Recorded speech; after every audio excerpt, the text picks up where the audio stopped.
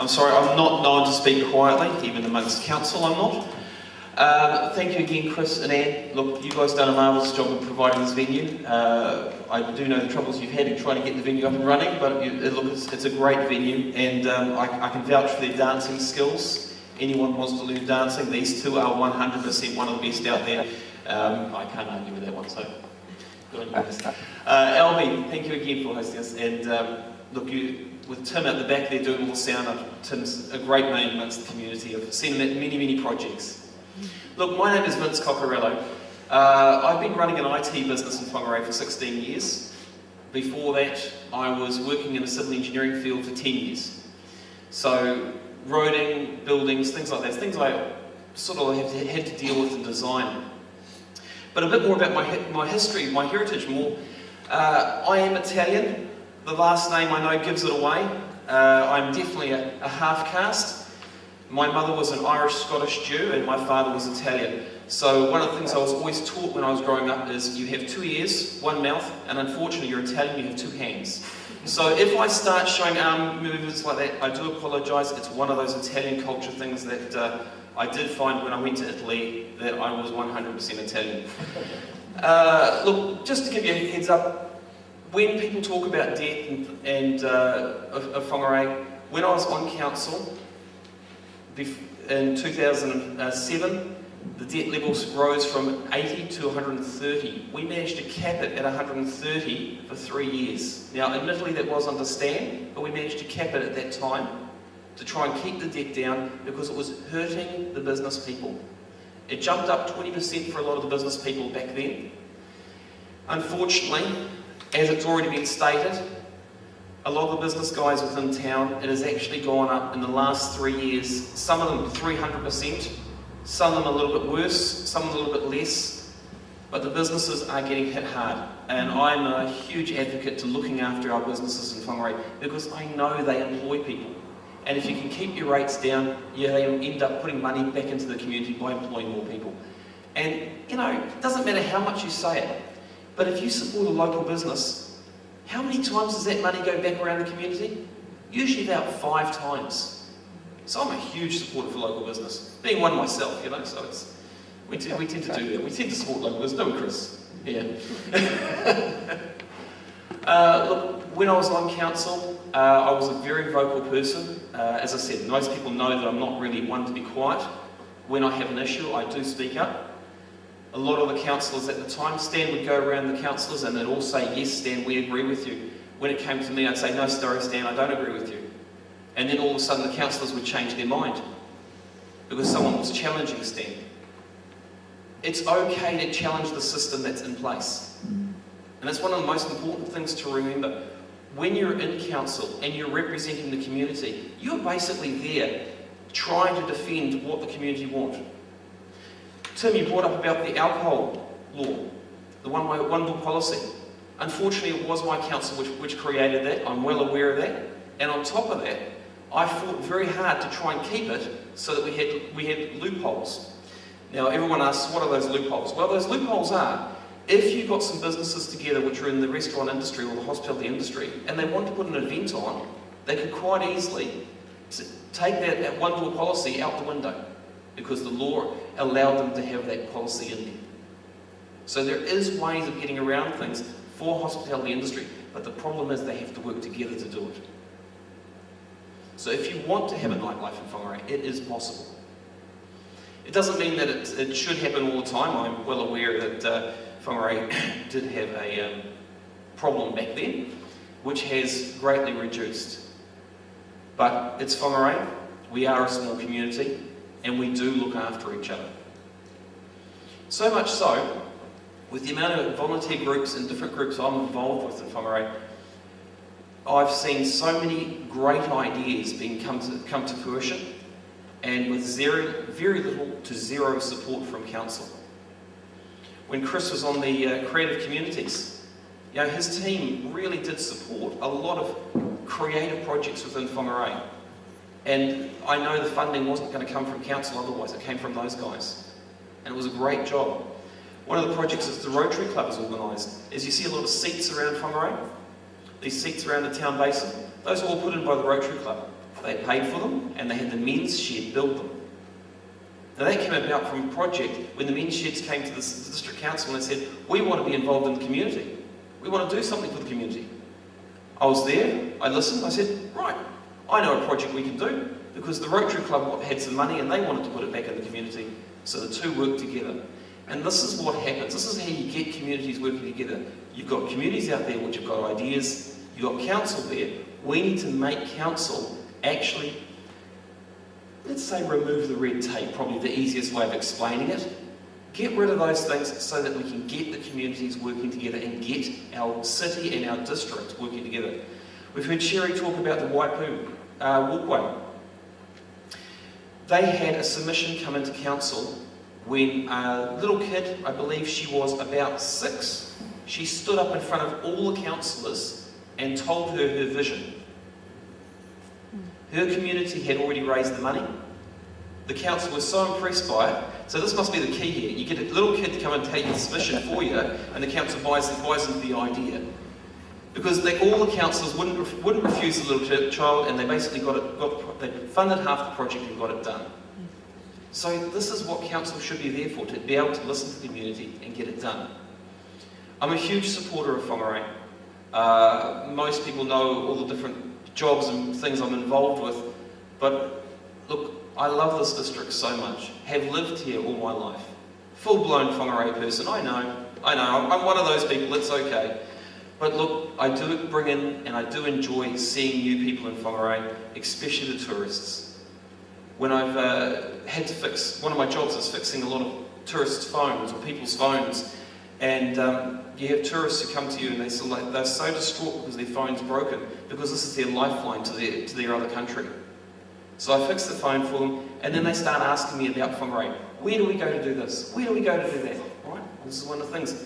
And we get them involved, and they actually work out what Whangarei is able to do. A lot of them don't even realise that they can climb to the top of Parahaki. So this is things that they can do, and they thoroughly enjoy themselves when they're here. Whangarei is known for our growers market, something which the council refused to support, and the council wanted to move down here. The growers market has actually thrived by itself and is known through the whole of New Zealand by that. So why not free parking? Free parking is done elsewhere in New Zealand. And in Christchurch, they actually write huge write-ups about how successful it is. And you know what Christchurch has been through? About having free parking. So what's stopping the council from doing that? Numbers. They believe the numbers aren't there. The cost-to-benefit ratio isn't there for businesses to survive if they don't have to pay for parking. I'm sorry, it's not right. If you get the free parking, you will get businesses, people in there, and the businesses will thrive. In most of the businesses I deal with today, they will tell their staff where to park. And they've got no problem using public transport, if there was some. But this is the problem.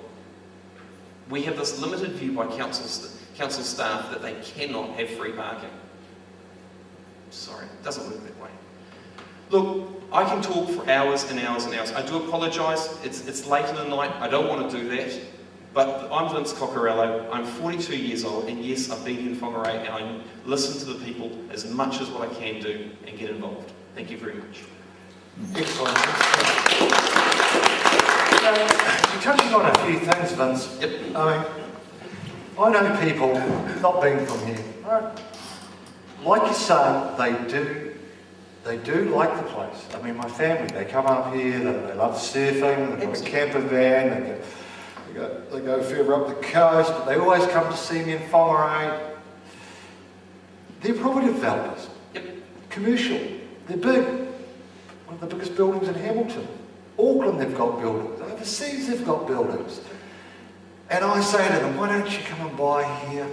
And they go, we're having problems. They're just looking through it, doing a bit of due diligence. It's not a friendly town for business. There's not enough economic development.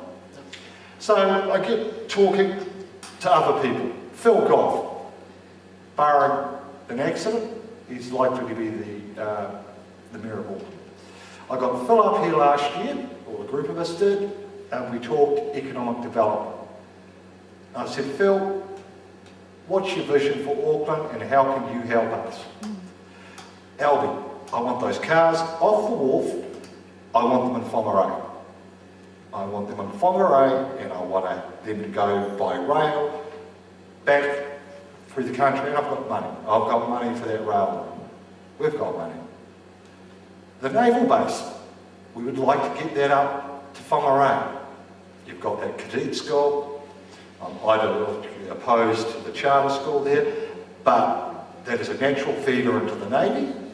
There's jobs there, it's a skilled job, it's just a natural flow on. There's boat builders, shipbuilders and that to do the work there.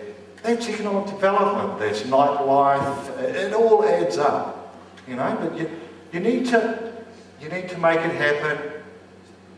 You need to have a friendly council. You need some fresh thinking in there, okay? You need some fresh thinking. I'm going to say there's councils in there that should really consider giving, you know, you can only have so many people from a ward in the room representing you. I've heard those complaints. Have you heard those complaints about councillors not attending meetings, not picking up the phone? I'm not referring to you. I wouldn't say I've heard of councillors not picking up the phone. I've definitely heard councillors picking up the phone. But a lot of the times they do feel henpecked and unable to make choices and decisions on their own account. When we talk, you touched on commercial development. This is one of the big things. There has been supposed to be a hotel built across the harbour there, on the other side. Because of the planning rules, they can't build it. The maximum height that they can go is 2 stories. In the city where Anytime Fitness is, there was 4 developers looking at buying that whole site and developing it. Each one of them came up against roadblocks in council, either by councillors or by council staff. So it doesn't need to happen that way. Yes, there is roadblocks, but they don't need to happen. Whangarei can be quite progressive. You know, our ships that are built here are some of the best around. You know, we get contracts coming into Whangarei for the shipbuilding because the guys do an amazing job. Yeah, that big sailing ship there, that was a contract we won. I had a look at last week. Absolutely, and that's just one of many. So we have the talent in Whangarei, we have the skill in Whangarei, but we need to have a council which is actually progressive towards businesses and getting growth in here. This is just a statement to all the candidates. 2 years ago, Karen and I were tramping down in Cocurullo at Christmas time. And as you meet people, travellers, overseas travellers, where are you going? We're going north. Oh, that's good. How far north? We're leaving from Auckland. They're flying out. These were Americans that we were speaking to. You know, we may be a small town, but our reputation goes far. And unfortunately, it's also the bad reputation that goes far. We were horrified to hear that there were overseas travel agents saying, don't go past Auckland, it's unsafe. And I wrote to our 3, I don't sit on my backside, and so I wrote to our 3 members of Parliament. I didn't have a reply from one. The other one said, oh, it's happening all over New Zealand. I'm afraid that I don't buy that. I don't want it to happen here. I don't really worry that much where it happens. And Kelvin Davis was the only one. But then again, 3-4 months later, a few emails, and it's died. We need to look at our... Nobody's mentioned, not one person that I heard at Onarahi or here about law and order or safety in our city. And it was a point of... So, sorry, anybody can make a comment, I'd appreciate it. Yeah, I was just going to say, one of the things that you highlighted, sorry, just to clarify that, not just law and order, what was the other thing you said before that? Well, the safety in the city. Safety in the city. Yeah. One of the big things that I was, as part of the Chamber of Commerce, when I was on the Chamber of Commerce, I was part of City Safe. City Safe is run by volunteers, okay? And Sherry's also on that with me. City Safe does an amazing job. They have volunteers at the police station, checking the cameras all the time, 24 hours a day, 7 days a week. So they are doing an amazing job at that. Again, volunteers. Then they report it to the police and get the police out there doing their job. Yes, Whangarei has in the past had a bad reputation for safety. There is no argument about that. But the progress that is actually happening with City Safe, I've driven around New Zealand, and I can tell you Whangarei is one of the least graffitied places I've seen. And that's because as soon as something is graffitied, it is reported by somebody, and the City Safe team have someone out there to remove it. If it's not reported, it doesn't get removed. The park up at Tiki Park, an amazing park, again, done by volunteers. And they actually look after that park up there, right by the falls, and they do make sure that people's cars are locked, and they're regularly standing out there making sure people don't get in trouble. So we have really good, or should I say, we have improved things immensely from when City Safe was created. It has got better. The image isn't out there, yes, and that's mainly because our councillors aren't promoting that. It's one of those things, yes, the MPs aren't promoting it as well, but we need as a council be unified to actually make that push against them, because they need to understand that as a council we are prepared to make things happen. So therefore Whangarei is open for business, Whangarei is open for the public, and is open for tourists to be here. Yeah, well said, Douglas. Answering your question, Sue, what we've got at the moment, right, and I heard an interview with Greg O'Connor, so he's the Police Association spokesperson. Now he's hanging his head up and calling it quits. The problem we've got is we've got a police force that is lacking in staff numbers. Now I know this personally. I needed some cops to turn up to an event I thought might cut up rough. Now what the cops said to me was, no, if there's trouble, the squad will turn up. And I said, hey, this is 20 minutes out of town. It's not going to stop it if it's in a hall where it's going to cut up rough.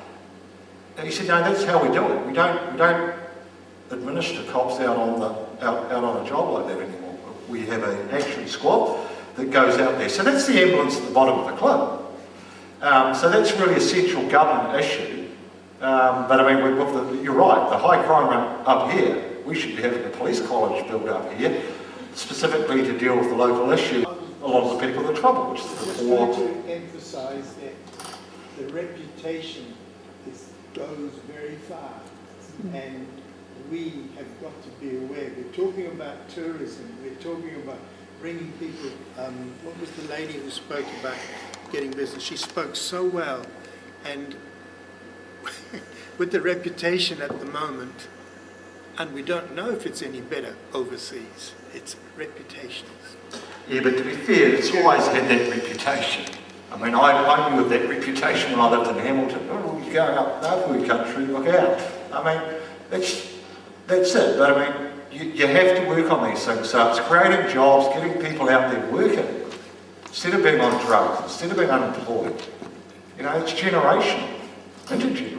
If I could just comment quickly, yes, City Safe, which is a partnership between Whangarei District Council and the police, and yes, it has lots of volunteers within it, but I mean, it wouldn't exist without the council, rates and the police, the partnership. The police are delighted with the one-way door policy. I just sort of add that after it's really, the police, it's helped them a lot. The idea that we've got a poor reputation really saddens me because, this happens, you might think you're going to Copacabana or something and, oh no, you can't go there. You get very worried when you go overseas about different things. So we need to work on that image. But one of the wonderful things that City Safe has done, and these volunteers, they man, I hope you've come across it, they man the parks over summer. So if you go to the Whangarei Falls or you go somewhere to AH Park and you want to have a walk around, they're there looking after your car until you come back. And that's the most fantastic thing. It was up for the local government awards, nationally. So there's a lot of people doing what they can to make things better. And I'm sorry to hear that comment. Yeah. Can I just comment on that, Sue? You said you hadn't heard from any of the candidates talking about safety and police and so on. And I certainly didn't include that in what I said, but if you have a look at my pamphlet that I put out, you'll see some very specific references to what I wanted to try and achieve with the police as well. Thank you. Okay. I have one comment about the rail. I really want to see a rail because I have young children, and during the holiday time, there's rush, and she unable to start in the car for a long period of time. So a rail link and a regular service direct to Auckland will be really help me, because my mom actually living in Harmon Bay. If I can get to the central Auckland city, I can catch the ferry to her. I don't need a car in Auckland. And a rail is needed. I really like a rail. The other question, I have one comment for that. The other comment is the city safe. Actually, you are right. Whangarei is the less graffiti place. I was working in Otala in Auckland in a school, and I can see Whangarei is very clean. And the clean actually make people feel more safe than a graffiti place. The question for Vince coverage, we are same age, okay? I standing and you standing, and we are in the average age for Whangarei area. But my question is, why you decided to be in the group of Go Whangarei? Main reason why I wanted to be in the group, or why I was asked to be in the group, should I say, was because I have the same ideals as what they do. When we talk about business, the Go Whangarei group is very much pro-business, trying to get business back into Whangarei and get it going again. They're very much pro the community, the whole idea of reducing the debt, getting the district working again, making it more affordable. These all things lined up perfectly with my ideals and things I have said many times every time standing for council. So that their ideals fitted in with mine. Then when Dave Blakely made, he said he was going to run for mayor, I checked out his credentials. I saw he was a very skilled businessman. He knew how to get boards going, he knew how to talk to people, and I saw him interact with people. I thought, this guy's perfect for mayor. He's absolutely perfect because these are people that he can get his team working together, he can get diverse people working together and going through the same direction, which is really awesome. Because that's how a council and a district go forward, by having a unified approach. Yes, I have been on a council where I've been a lone voice, and you feel at times like you're banging your head against the wall. But as I said, with the Go Whangarei team, they all had the same ideals as I did, and that was integrity, getting the district going forward, and supporting local businesses. That's the reason why I joined. Yeah, I was in the Olengahi, and I hear his speech. I just taking his voice to the time, talking about his family in front of the rural audience. And for me, if he cannot separate the business part and the family part, he's not a very professional people to run the mayor. That's for my point of view. Yep, I hear what you're saying, and I'm just going to make one comment on that. The night beforehand, his family got personally attacked by a person in the audience. So he made it quite clear, and that's why he made that statement. Yes, it was probably not the most appropriate time to do it, no argument, but he was making a point, and the guy came up afterwards and apologised. So that's the thing. Yes, it probably wasn't the most appropriate time to talk about that. So Vince, just on Go Whangarei, and folks, when that ticket come up, Go Whangarei, I saw an ad in the paper. Most of us saw the ad in the Whangarei Leader. I rang up one of my friends, I said, someone's running a ticket for council. My friend emailed him. His response wasn't great. Well, my friend who sent him a query was a bit abrupt. The reply back was what he gave him. Once you guys declared, I rang up Blakely, and I had a meeting with him for an hour and a half, and I asked a lot of questions. Are you guys the Old Boys Network reincarnated? what are your intentions for this and that. He ticked a lot of my boxes, and I just want to say, that night at that hall, he didn't have to do that and talk about his family, but he'd been under attack.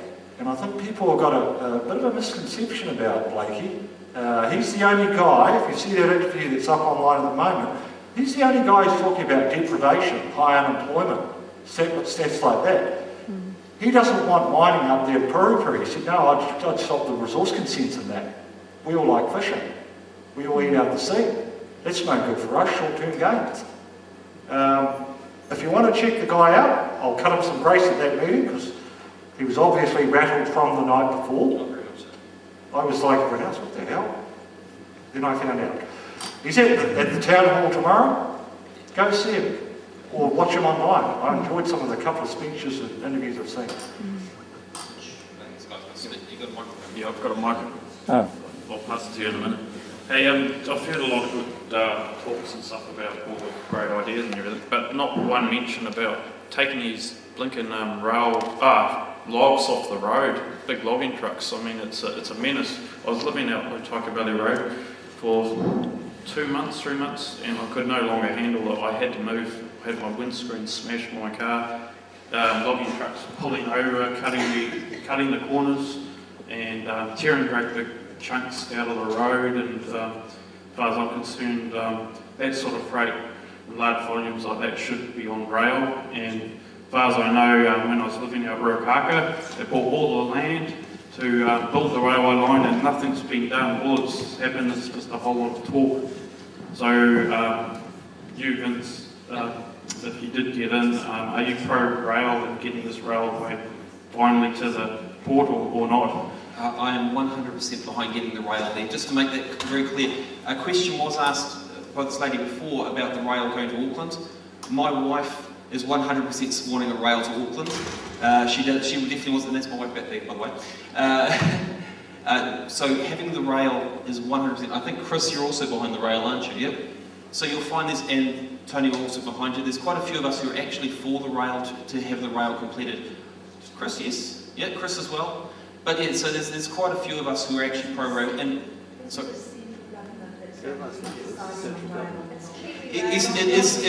is central government, but also there is an involvement of district council and regional council. The regional council have purchased the land; it is ready to go, but the district council has also got a part to play in that as well. So it's not just central government. There is a part to be played by all the government agencies.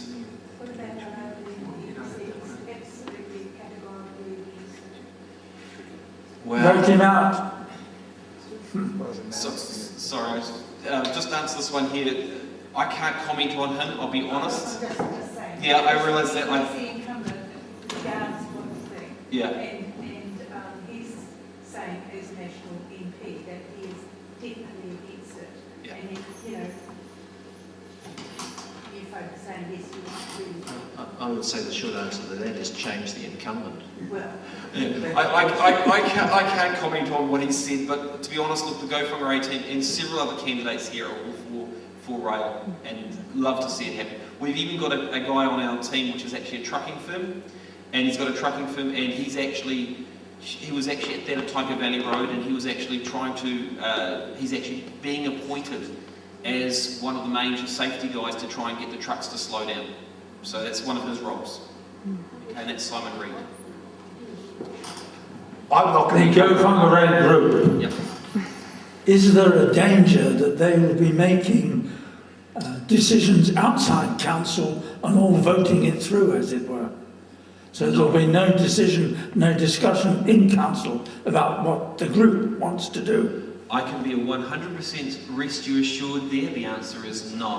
Because I've been on a council when that's been involved, and when a lot of decisions are made outside where the public aren't actually involved, you separate the public from council, which is not correct. That's not the whole process. So Go Whangarei is 100% behind getting communities involved and getting in the decision process. Okay? Folks, I'm going to wrap it tonight. I mean, I've really enjoyed tonight's engagement compared to the one the other night. The small crowd doesn't really matter. I mean, it's the engagement you've had. For the candidates, We will look to put that, if we can, up online so that people can see who they're voting for. So I think a lot of you have answered really well. The whole lot of you have spoke well, and we've got real good engagement tonight, and that's what it's about. I'm sorry we couldn't get a packed out crowd, but you know, there was issues getting this on a week's notice, and I'm just glad that you people have taken part in the democratic process of getting along, and you know you can make an informed decision of the candidates that were here tonight. Thank you very much. Thank you.